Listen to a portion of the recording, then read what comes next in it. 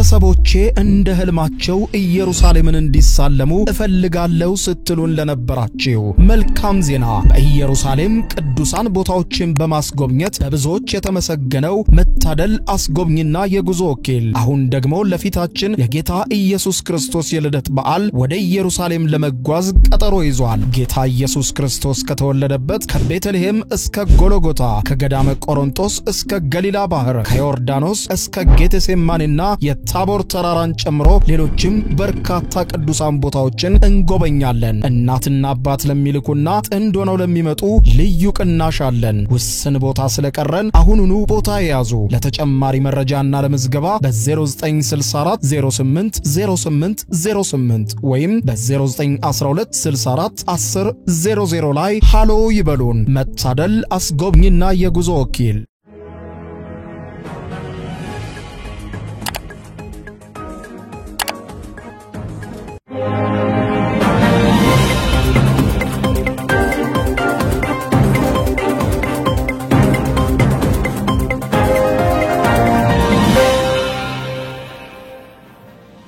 ተናስተልን ክብራትና ክብራን የዩቲዩብ ቻናል ቤተሰቦች የሰዓቱን አጫጭር መረጃዎች ይዤ ቀርብ ያለው እስከ ፍጻሜ አብራችሁኝ ቆዩ። በዚህ ሰዓት የመረጃ ጊዜ ክብራን አድማጮች ሁለት ያክል መረጃዎችን አስደምጣችኋለሁ። የመጀመሪያው ግብጽ ቆይታ ያደረጉት የኤርትራው ፕሬዝዳንት ኢሳያስ አፈወርቂ ወደ ሀገራቸው ተመልሰዋል። በግብጽ ቆይታቸው ከግብጽ መገናኛ ብዙሃን ጋር ቃለ ምልልስ አድርገዋል። በቃለ ምልልሱም ስለ ኢትዮጵያ፣ ስለ ሶማሊያና ስለ ደቡብ ሱዳን የተናገሩት አስገራሚ ነገር የዓለም አቀፍ መገናኛ ብዙሃን መነጋገሪያ ሆኗል። የምታደምጡት ጉዳይ ነው የሚሆነው። የግብጽም እንዲሁ ስትራቴጂካዊ ፍላጎቷ የተባለው ጉዳይም በአንድ የፖለቲካ ተንታኝ አማካኝነት ሁኔታው በትንታኔ ተገልጿል። ለመሆኑ ግብጽ በኢትዮጵያ ውስጥ የምትፈልገው ነገር ቀጥታ ምንድነው? ይህንንም የምታደምጡት መረጃ ነው የሚሆነው። በሌላ በኩል ክቡራን አድማጮች አስገራሚ ዜና ከወደ ኒውዮርክ ተሰምቷል። ይሄውም ከዚህ ቀደም ዞራን ማምደኒ የተባለ አንድ ግለሰብ ለምርጫ እየተወዳደረ እንደነበር ይታወቃል። ኒውዮርክን በከንቲባነት ለመምራት ማለት ነው። ነገር ግን የአሜሪካው ፕሬዝዳንት ዶናልድ ጄ ትራምፕ ከቀናት በፊት በሰጡት መግለጫ ይህ ሰው ከተመረጠ በፍጹም ለኒውዮርክ ምንም አይነት በጀት አልሰጥም ብለው ነበር። ምክንያቱም ይህ ግለሰብ ለፊልስጤም ባለው ጽኑ ድጋፍና በተለይም የእስራኤሉ ጠቅላይ ሚኒስትር ቤንያሚን ኔታንያሁ እኔ ከንቲባ ሆኜ ከተመረጥኩ ወደ ምክዛት ከተማ ወደ ኒውዮርክ ከመጡ አስራቸዋለሁ የሚል ንግግር መናገሩን ተከትሎ ነው በአሜሪካ የተለያዩ ፖለቲከኞች ጥርስ የተነከሰበት ማለት ነው። ይህ ግለሰብ እንግዲህ በሰፊ ልዩነት በኒውዮርክ ከተማ ለከንቲባነት ተመርጧል። ትራምፕስ እንደዛቱት ያደርጋሉ ወይ የሚለውን ጉዳይ በተመለከተ አነጋጋሪ ሆኗል። የማስደምጣችሁ ዘገባ አለ። እስከ ፍጻሜው አብረን እንከታተለው። በቅድሚያ የኤርትራው ፕሬዝዳንት ኢሳያስ አፈወርቂ ግብጽ ቆይታቸውን አጠናቀው ወደ ሀገራቸው ኤርትራ መመለሳቸው የተዘገበ ሲሆን በግብጽ ከግብጽ መገናኛ ብዙሃን ጋር ቃለ ምልልስ አድርገዋል። ኢትዮጵያን በተመለከተም ተናግረዋል። በኢትዮጵያና ኤርትራ መካከል እየተካረረ በመጣው ውጥረት የኤርትራው ፕሬዝዳንት ኢሳያስ አፈወርቂ ብዙዎች ደጅ መጥናት ካሉት የግብጽ ጉብኝታቸው መመለሳቸው የተገለጸ ሲሆን በተለይም ፕሬዝዳንቱ የጦር መሳሪያ ድጋፍን ለማግኘት ያደረጉት ደጅ ጥናት ነው በተባለው በዚህ በአፍሪካ ቀንድ ላይ መነጋገሪያ በነበረው ጉብኝታቸው ከግብጽ አቻቸው ፕሬዝዳንት አብዱል ፈታህ አልሲሲ አንድ ጊዜ ብቻ ተገናኝተው መነጋገራቸውን በይፋ በተለያዩ መገናኛ ብዙሃን ሲዘገብ የኤርትራው ማስታወቂያ ሚኒስትር ፕሬዝዳንት ኢሳያስ ከግብጽ አቻቸው አብዱል ፈታህ አልሲሲ ጋር መጠነ ሰፊ ውይይት አድርገዋል ሲል ውይይቱ በሁለቱ ሀገራት መካከል ያለውን ወዳጅነት ትብብርም ለማጠናከር ያለመ እንዲሁም በቀጠናው ጉዳዮችና አንድ በሚያደርጓቸው አጀንዳዎች ብሎም የቀይ ባህርን ደህንነት በሚመለከት በተከታታይ ተወያይተዋል ሲል የተለየ መግለጫ መስጠቱም ተመልክቷል። ከዚህ በተጨማሪም የሶማሊያውን ፕሬዝዳንት ጨምሮ የተለያዩ ተጋባዦች በተገኙበት የግብጽ ብሔራዊ ሙዚየም የምረቃ ስነ ስርዓት ላይ ፕሬዝዳንት ኢሳያስ መታደማቸው ሲገለጽ ፕሬዝዳንቱ በጉብኝታቸው መጨረሻ በሰጡት መግለጫ ከግብጽ ጋር ያላቸውን ግንኙነት ታሪካዊ ትስስር በማለት ሲገልጹት ኤርትራና ግብጽ ወዳጅነታቸው በጊዜ ሂደት እየጎለበተ የመጣና በተለያዩ ቀጠናዊ ዓለም አቀፋዊ ጉዳዮችም ላይ ያላቸውን አቋም የተናበበና የተሰናሰለ ነው ያሉ ሲሆን ለቀጠናው ሀገራትም ባስተላለፉት መልእክትም ሰላምና ደህንነትን በማስጠበቅ በኩል በጋራ መስራት እጅግ አስፈላጊ እንደሆነና አደገኛ ያሉትን የውጭ ጣልቃ ገብነትም እንዲታገሉም ጠይቀዋል። ፕሬዝዳንት ኢሳያስ አፈወርቂ የግብጽ ቆይታቸውን አጠናቀው ሲመለሱ የግብጽ መገናኛ ብዙሃን ደግሞ ከርሳቸው ጋር ያደረገውን ቃለ ምልልስ በቴሌቪዥን አሰራጭቶታል። ፕሬዝዳንት ኢሳያስ ከግብጽ ቴሌቪዥን ጋር ባደረጉት በዚህ ቃለ ምልልስ እንደ ሶማሊያ፣ ኢትዮጵያና ደቡብ ሱዳን ያሉ ሀገራት ችግር ፈጣሪ በማለት የፈረጁ ሲሆን ከዚህ ቀደም ወዳጃቸው የሆነችው ሶማሊያ ያለባት ችግር ዓለም አቀፍ ቀውስ የሚፈጥር ነው ሲሉ ሲያጥላሏትም ተደምጠዋል። ይህም ከዚህ ቀደም በተለይም ደግሞ በሶማሊያና በኢትዮጵያ መካከል መልካም ግንኙነት መፈጠሩና ግንኙነቱ መታደሱም በግብጽና በኤርትራ በኩል በሶማሊያ ላይ ጥርስ መነከሱን አመላካች ነው የሚሉ ዘገባዎችም ወጥተዋል።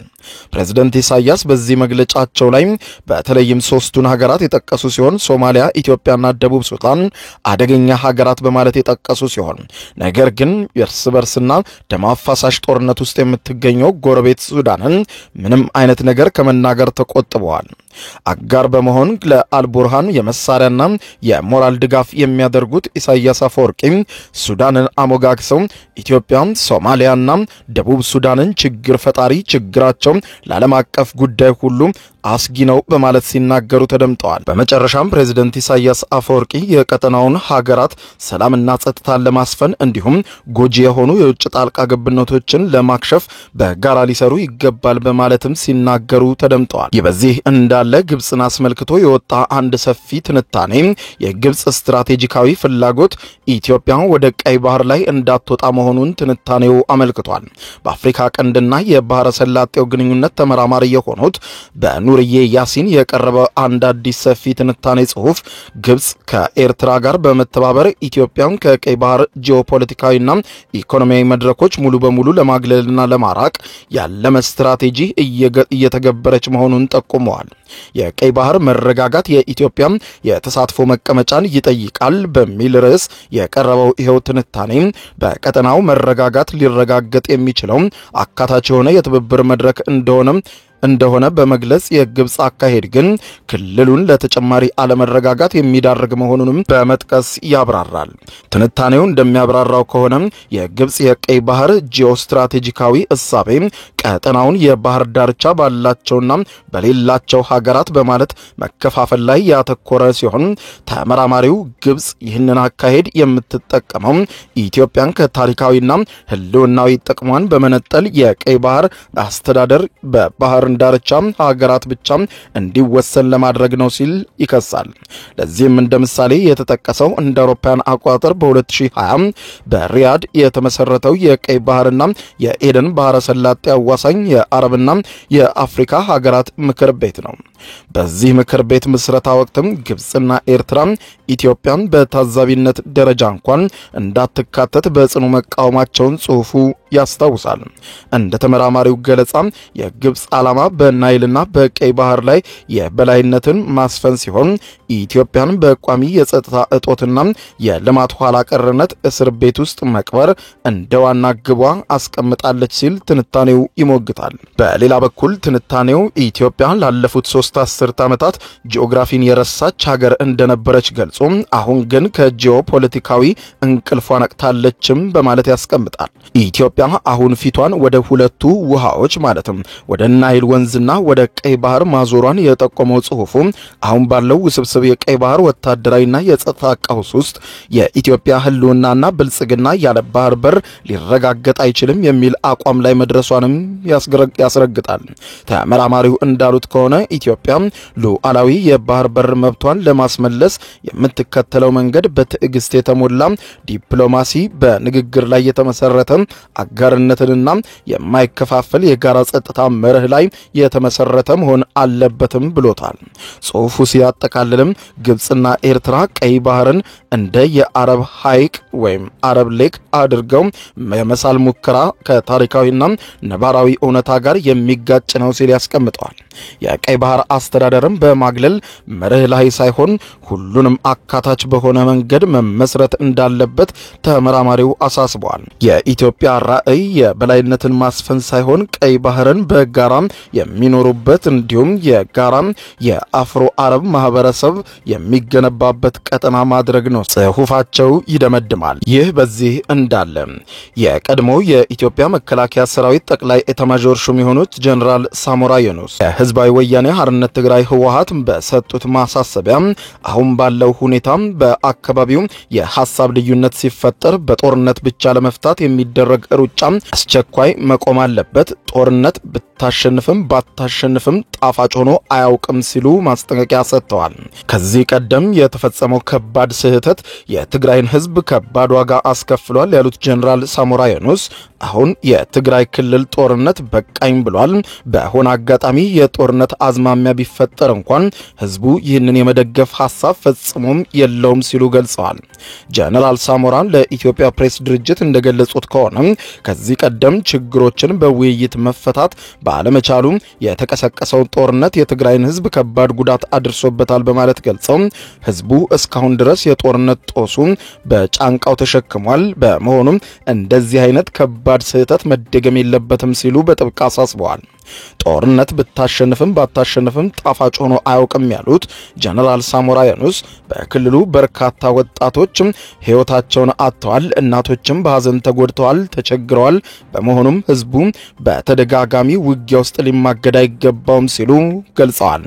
በትግራይ ክልል ውስጥ ማንኛውም ችግር ወይም የሐሳብ ልዩነት ሲፈጠር በጦርነት ብቻ ለመፍታት የሚደረገውን ሩጫ ህወሓት ማቆም እንዳለበት ያሳሰቡት ጀነራል ሳሞራ የኑስ ልዩነቶችን በሰላምና በሰላም ብቻ መፈታት አለባቸው የሚል እምነትና ጽናትም እንዳላቸው አመልክተዋል። በክልሉ የጦርነት ችግር ይመጣል እያሉ ያልተጨበጠ ወሬ የሚለፈልፉ የጦር ጀነራሎችን እሰማለሁ ያሉት ጀነራሉ ይህ የግል ሐሳባቸው ሊሆን ይችላል። እኔ የምላቸው ግን የእውነት የህዝብ አገልጋይ ከሆናችሁ በትግራይ ክልል ያለውን የጸጥታ ችግር መፍታት የመጀመሪያው ጉዳያቸው ሊያደርጉት ይገባል ሲሉ ለኢትዮጵያ ፕሬስ ድርጅት በሰጡት ቃለ ምልልስ ላይ አበክረው ተናግረዋል። በሌላ ዜና ትራምፕ ማሳሰቢያ የሰጡበት ቶህራን ማምዳኒ የኒውዮርክ ከንቲባ ሆኖ መመረጡ ተሰማ። የ34 ዓመቱ ዞህራን ኮዋሚ የኒውዮርክ ከንቲባ ሆኖ መመረጡ የተሰማ ሲሆን በአሜሪካ ትልቋ ከተማ ኒውዮርክ ለከንቲባነት በመመረጥ የመጀመሪያው ሙስሊም በመሆን ታሪክ ሰርቷል ተብሏል። ዞህራን አንጋፋው ፖለቲከኛና የቀድሞው የኒውዮርክ ከንቲባ የሆኑት አንድሪው ኩዮሞን አሸንፎ የዲሞክራቲክን ፓርቲ እጩ በመሆን በርካታ የፖለቲካ ታዛቢዎችን ማስደነቁም ይታወሳል። እኔ ከተመረጥኩ በቤንያሚን ኔታንያሁ ኒውዮርክ እንዲመጣ አላደርገውም፣ ኒውዮርክ ከመጣም በቁጥጥር ስር ውሎ ለዓለም አቀፍ ፍርድ ቤት ይሰጣል በማለት የገለጸውና በክርክሩ ወቅትም ከፍተኛ መነጋገሪያ የነበረው ይሄው ግለሰብ የኒውዮርክ ከንቲባ ሆኖ መመረጡም ተነግሯል። የግራ ዘመም ፖለቲከኛ የፊሊስጤማውያን መብት ተሟጋች ሙስሊም የሆነው ዞህራን የበርካታ ዓመታት ልምድ እንዲሁም የቢሊዮነሮች ድጋፍ ያላቸው አንድሪው ኩዮሞን ያሸንፋል ተብሎ አልተጠበቀም ነበር። ዞህራን የምርጫ ቅስቀሳውን ያደረገው በሀብት ክፍፍል የህዝብ አገልግሎቶችን በማስፋትና የከተማ ደህንነትን ለመለወጥ ያለሙ ተራማጅ ፖሊሲዎች ላይ አተኩሮ በመወዳደሩ ነው ተብሏል። ዞህራን በኒውዮርክ ሁሉም የአውቶቡስ የትራንስፖርት አገልግሎቶች ነፃ እንዲሆኑ አደርጋለሁ፣ የቤት ኪራይ እንዳይጨመር እግድ ጥላለሁ፣ በማህበራዊ የቤት ልማት ተመጣጣኝ ቤትን መገንባት፣ የከተማዋ የምትቆጣጠራቸው የገበያ መደብሮች ጤናማ የሸቀጥ ፍጆታዎችን በአነስተኛ ዋጋ ማቅረብ፣ ነፃ የልጆች እንክብካቤ የሚሉ የነዋሪዎችን ህይወት ማሻሻል ላይ ያተኮሩ ፖሊሲዎችን አቅርቦ ተወዳድሮ ነበር። ግለሰቡ በውድድር ላይ እያለ የአሜሪካው ፕሬዝዳንት ዶናልድ ጄ ትራምፕ ይህ ሰው አሸንፎ በኒውዮርክ ስልጣን ላይ ከወጣ ለኒውዮርክ የምሰጠውን በጀት አቆመዋለሁ ሲሉ ዝተው ነበር። የኒውዮርክ የፖሊስ በጀትን በመቀነስ የማህበረሰብን ደህንነት፣ የአእምሮ ጤና ባለሙያዎችንና የአደጋ ጊዜ ምላሽ ሰጪዎችን እንዲሁም ሌሎች ማህበረሰቡን ያማከሉ ስራዎችን መስራት የሚል እቅድም ይዟል። ይኸው ግለሰብ ዞህራን እስራኤልን ከሚቃወሙ ፖለቲከኞች አንዱ ሲሆን በጋዛ እየተፈጸመ ያለውንም የዘር ጭፍጨፋ ነው በሚል በተደጋጋሚ ሲናገርም ይደመጣል። ዞህራን ከጥቂት ወራት በፊት ከታዋቂው ጋዜጠኛ መሃዲ ሐሰን ጋር በነበረው ቆይታ በተደጋጋሚ እስራኤልን ስትተች ትደመጣለህ። ለመሆኑ አንተ ከንቲባ ሆነ ተመረጥክ እንበልና የእስራኤሉ ጠቅላይ ሚኒስትር ቤንያሚን ኔታንያሁ ኒውዮርክ ቢመጡ ምን ታደርጋለህ ተብሎ ተጠይቆ ነበር። እዚህ ለቀረበለት ጥያቄ ለመገናኛ ብዙሃኑ ሲመልስ ዞህራን ፈርጠም ብሎ እንደ ከንቲባ ኔታንያሁ ኒውዮርክ ቢመጣ አሳስረው ነበር በማለት መልሷል። ይህች ከተማ እሴቶቻችንን ከዓለም አቀፍ ሕግ ጋር የሚጣጣሙባት ናት፣ ተግባራቶቻችንም ይህንኑ ማንጸባረቅ አለባቸው በሚል ምላሽ መስጠቱን የበርካታ ዓለም አቀፍ መገናኛ ብዙሃን መነጋገሪያ ሆኖ ነበር። ዞህራን በመጪው ዓመት ጥቅምት መገባደጃ በሚደረገው የከንቲባ ምርጫ የመጀመሪያው ሙስሊም የዲሞክራቶች እጩ በመሆን ታሪክ የሰራ መሆኑ የተገለጸለት ሲሆን ግራ ዘመም ፖለቲከኞችና ተራማጆች ድጋፋቸውን የሰጡትና በሺዎች በሚቆጠሩ በጎ ፈቃደኞች ታጅቦ ዘመቻውን የመራው ዞህራን ከ3 ዓመት በፊት በወሲባዊ ትንኮሳ ከኃላፊነት የለቀቁትን አንድሪው ኩሞን 43.5 በመቶ ድምጽ በማግኘት ነበር ያሸነፋቸው። ከፍተኛ ስፍራ የተሰጣቸው ፖለቲከኛው 36.4 ድምጽ አግኝተዋል። የድምጽ ቆጠራው ወደ ዞህራን እያጋደለ በመጣበት ወቅትም ዞህራን የደቡብ አፍሪካውያን የነጻነት ታጋይ ኔልሰን ማንዴላን በመጥቀስ እስኪከናወን ድረስ ሁልጊዜም የማይቻል ይመስላል በማለት ጠቅሶ ጓደኞቼም አድርገናል፣ እናንተ ናችሁ ይህንን ማድረግ የቻላችሁት፣ ለኒውዮርክ ከተማ ከንቲባ የዲሞክራቲክ ፓርቲ እጩ በመሆኔ ክብር ይሰማኛል ሲልም ተደምጧል። የ33 ዓመቱ ፖለቲከኛ ዞህራን ትውልዱ ምስራቅ አፍሪካዊቷ ሀገር ኡጋንዳ ናት። እናቱ በፊልሙ ዘርፍ ስመጥር የሆኑና በርካታ ሽልማቶችን የተቀበሉት የፊልም ዳይሬክተሯ ህንዳዊት ሚራ ናይዲ ናቸው። አባቱ ደግሞ ከኡጋንዳ ምሁራንና ሰፊ የሆኑ መጽሐፍትን በማሳተም የሚታወቁት ኡጋንዳዊው መሐመድ ማምዳኒ ናቸው። ማምዳኒ በአሁኑ ወቅት በኮሎምቢያ ዩኒቨርሲቲ መምህር መሆናቸው ይታወቃል። ሁለቱም ወላጆችም ትምህርታቸውን የተከታተሉት በሃርቫርድ ዩኒቨርሲቲ ነው። ዞህራን ከወላጆቹ ጋር ወደ ኒውዮርክ ያቀናው ገና በ7 ዓመቱ ሲሆን በብሮንክስ ሁለተኛ ደረጃ የሳይንስ ትምህርት ቤት ትምህርቱን ተከታትሏል። ከቦይዶይን ኮሌጅ በአፍሪካ ጥናት የመጀመሪያውን ዲግሪ ማግኘቱ የተጻፈ ሲሆን በኮሌጅ ቆይታው ወቅትም ተማሪዎች ለፊሊስጤም ፍትህ የሚል ንቅናቄን ከሌሎች ጋር አብሮ አቋቁሟል።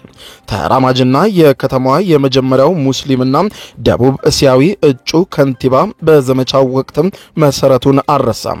በአንድ ቪዲዮ ላይ ስለ ኑሮ ውድነት በኡርድ ቋንቋ የቦሊውድ ፊልሞች ክሊፖችን በመቀላቀል ለምርጫ ቅስቀሳውም ተጠቅሟቸዋል። በዚህ ዓመት በብሩክሊን ተወላጅ የሆነችውን የ27 ዓመቷን ሱሪያዊት አርቲስት ራማ ዱዋጅ ጋር ተጋብቷል።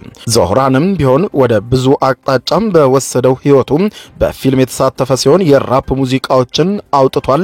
ወደ ስነ ጽሁፉም ዓለም ጎራ ብሎ ጽሁፎችን አበርክቷል። ወደ ፖለቲካ ከመግባቱ በፊትም በኩዊንስ የሚኖሩ ዝቅተኛ ገቢ ያላቸው የቤት ባለቤቶችም በግዳጅ እንዳይወጡ በመታገል የቤት አማካሪ በመሆንም ሰርቷል። የእስልምና እምነቱን የምርጫ ቅስቀሳ አካል ያደረገው ሲሆን በተለያየ ጊዜ ጸረ ሙስሊም ትርክቶችን፣ ጥላቻዎችንና ዘለፋዎችን እንደሚደርሱበት በተደጋጋሚ ተናግሯል። እንደ ሙስሊም በአደባባይ መቆም ማለት ተደብቀን የምናገኘውን ደህንነት መስዋዕት ማድረግ እንደሆነ አውቃለሁ ሲል በአንድ የድጋፍ ሰልፉ ላይም በግልጽ ተናግሮታል። በአሁኑ ጊዜ ከዞህራን በስተቀር የምንጨነቅላቸውን ጉዳዮች በሙሉ ሊወክል የሚችል ማንም የለም ሲሉ ድረም የተሰኘው የማህበራዊ ፍትህ ድርጅት የፖለቲካ ዳይሬክተር ገልጸዋል። ኒውዮርክ በአሜሪካ ካሉ በጣም ውድ ከተሞች መካከል በቁንጮነት የተቀመጠች ሲሆን በርካቶችም ለኑሮ የማይቀመስ እንደሆነባቸውና ለድህነት መጋለጣቸውንም ነው ዞህራን የሚናገረው። ይህች ከተማ ከአራቱ አንዱ ነዋሪ በድህነት የሚኖርባትና የሚማቀቅባት ናት። 500,000 ህፃናት ጦማቸውን የሚያድሩባት ከተማ ናት ሲል ፖለቲከኛው በቅርቡ ለቢቢሲ መናገሩንም ቢቢሲ አስታውሷል። ትራምፕ እሱ ከተመረጠም ለኒውዮርክ የሚሰጠውን በጀት እቀንሳለሁ በማለት የገለጹ ሲሆን ነገር ግን በእውነትም እንዳሉት ይህንን ያደርጋሉ ወይ የሚለው በቀጣይ የሚታይ ይሆናልም ተብሏል። ክቡራን አድማጮች ለሰዓቱ ብታደምጧቸው መልካም ናቸው ያልኳቸው አጫጭር መረጃዎች የሰማችሁ ናቸው። ከሰዓታት በኋላ በሌላ መረጃ ተመልሰን እስከምንገናኝ በያለንበት የዓለም ዳር ቸር እንቆይ።